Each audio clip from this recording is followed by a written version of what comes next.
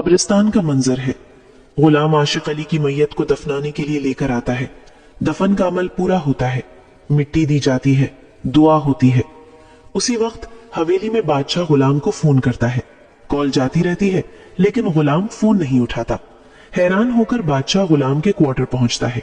वहां लाजो अम्मा से पूछता है, गुलाम कहाँ है? लाजो अम्मा बताती है उसका कोई करीबी इंतकाल कर गया है, वो उसकी मैयत को दफनाने कब्रिस्तान गया है। ये सुनकर बादशाह सोच में पड़ जाता है कि आखिर ऐसा कौन सा अजीज है जिसके बारे में उसे पता नहीं। बादशाह कब्रिस्तान जाने ही वाला होता है कि तभी जहांदाद का फोन आ जाता है। वो उसे फौरन हवेली वापस आने को कहता है। इधर गुलाम आशिक अली को दफनाने के बाद सीधा हवेली पहुंचता है। हवेली में बादशाह उससे पूछता है, तुम किस शख्स को दफनाने गए थे? गुलाम सच बता देता है। जिस शख्स के ऑपरेशन के लिए मैंने आपसे पैसे लिए थे वही था, लेकिन वो ऑपरेशन से पहले ही वफात पा गया।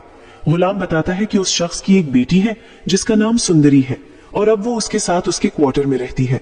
जब बादशाह उस शख्स का नाम पूछता है तो गुलाम बताता है कि उसका नाम आशिक अली था।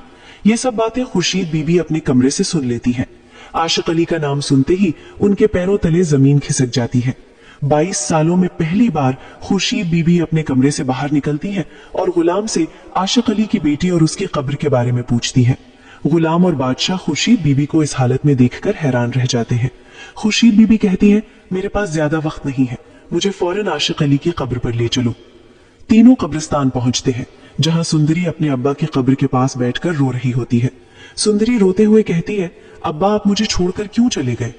कब्र पर पहुंचते ही खुर्शीद बीबी टूटकर रो पड़ती हैं और भागते हुए सुंदरी को सीने से लगा लेती हैं। सुंदरी हैरान हो जाती है कि ये औरत कौन है। खुर्शीद बीबी बताती है कि वो उसकी माँ है और आशिक अली उसका शौहर था। ये सुनकर गुलाम और बादशाह दोनों सख्त हैरान रह जाते हैं। तब बादशाह की नजर सुंदरी पर पड़ती है और उसे एहसास होता है कि यही वो लड़की है जिसने उसे थप्पड़ मारा था। खुर्शीद बीबी सुंदरी को हवेली वापस ले आती है। हवेली पहुंचते ही उनका सामना जहांदाद से होता है। जहांदाद सुंदरी को देखकर गुस्से में आग बबूला हो जाता है और उस पर बंदूक तान देता है। वो कहता है कि अगर सुंदरी यहाँ से नहीं गई तो वो उसे जान से मार देगा।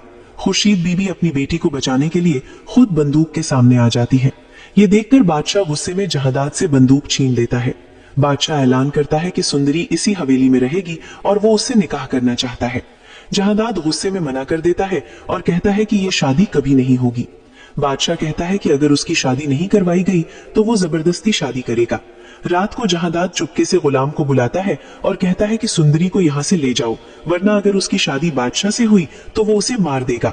गुलाम सुंदरी की जान बचाने के लिए ये बात खुर्शीद बीबी को बता देता है। खुर्शीद बीबी गुलाम से कहती है, मेरी बेटी का ख्याल रखना और उसे इस हवेली से दूर ले जाओ। मौका मिलते ही सुंदरी गुलाम के साथ हवेली से चली जाती है।